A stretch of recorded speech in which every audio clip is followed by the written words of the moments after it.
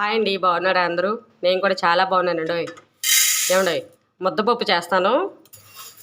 ఎప్పుడు ఒకేలా కాకుండా ఇలా ట్రై చేయండి, చాలా బాగుంటుంది టేస్టు. నేను 1.5 కప్పు అలా వేసాను కందిపప్పు.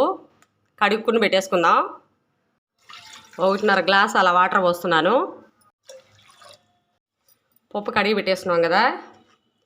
ఇప్పుడు కొంచెం పసుపు, జీలకర్ర, వెల్లుల్లి రెబ్బలు, 1 స్పూన్ ఆయిలు. ఈ యొక్క 3 విజిల్స్ వస్తే అలా చాలు. చక్కగా గ్యాస్ ప్రాబ్లం ఉండదు. ఇలా ముద్దపప్పు కూడా చాలా బాగుంటుందండి టేస్టు.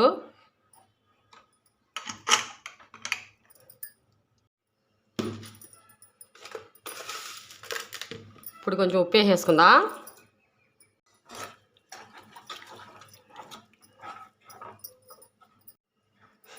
ఇదిగోనండి, ఎంతో టేస్టీగా ఉండే ముద్దపప్పు.